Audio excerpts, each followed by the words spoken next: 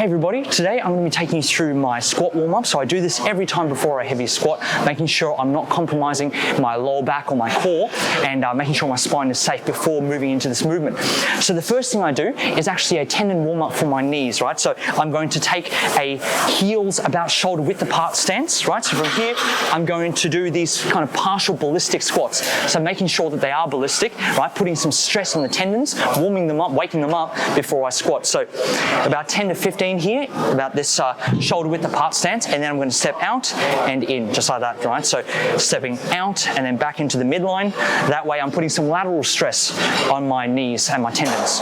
So doing it on both sides about 10, 15 times, like that, right? So that's the first thing I would do, some of this tendon warm-up. The second thing is actually called the McGill Big Three. They're 3 core stabilization exercises, making sure that I'm really saving my spine in heavy squats. So the first thing I want to do is a neutral pelvis crunch. Now, neutral pelvis means one leg in kind of bent position, one leg straight, like this, lying on the mat. I'm placing my hands underneath my lower back to keep that neutral arch, or you can put your hands on your obliques, making sure you're bracing. But from here, all I'm going to do is I'm going to crunch up. As one unit, I'm going to bring my head and my upper body up, crunching, holding that for a little bit, few seconds, and then coming back down. 10 on each side, just like that. This is the first of the McGill Big Three, crunching your abs, right? Just holding it for a few seconds, coming down. Now, you can also place your feet, your fingers on your obliques here, right? And making sure that they're kind of being pushed out as you come up. Like that, so you can feel yourself crunching. So I'd do 10 like that on each side, holding for a few seconds and coming down. So the first of the McGill Big Three is that crunch. Now the second one is actually a plank. So I'm going to place my hands, my elbows on the ground, my feet apart, my hands are not touching here, 30 seconds in this front plank, right? Tucking my pelvis, thinking about my belt buckle up, crunching your abs here, hands are not touching specifically, right? 30 seconds on the front position. Then I would turn to my side, forearm nice and parallel, and I would do this side plank, about 15 seconds, making sure my hips are off the ground here, neutral spine, like that.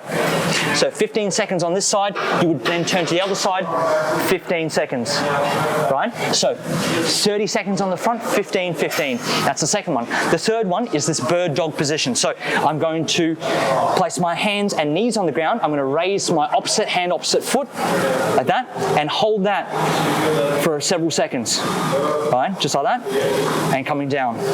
And again, about 4 on each side, holding it for several seconds on each side, just like that, right? So you do it all on the same arm, same leg, like that, same combination, and then swap over after 4 reps or so, right? Just like that, holding that position, right? So what you're doing there is making sure that you are learning extension of your limbs with very little movement in your lower back, right? So that is the McGill Big Three.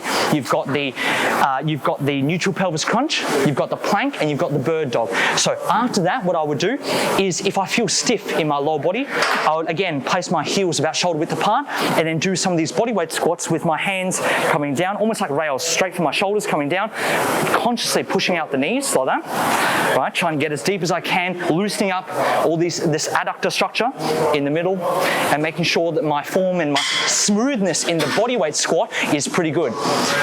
So after all that kind of bodyweight stuff, then I would move into the bar, starting with just the bar itself, right?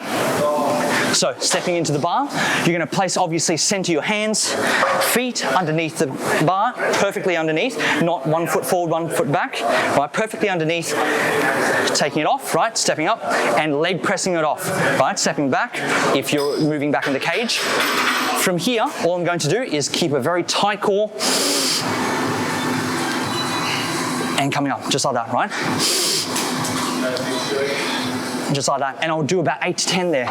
So before every rep, making sure you're bracing properly. When you brace properly, hands on your obliques. As I brace, I should push my fingers out, right? That's what I feel. As I brace, my fingers come out like that, right? So I would do that every time I do a rep of the squat, right? Especially on the barbell squat, what I want to do is take a deep breath in, brace, compress that cylinder of air. Imagine there's this kind of cylinder of air that you've just taken in, pushing your ribs down onto your hips, pushing down on it before I do the rep. So here, compress,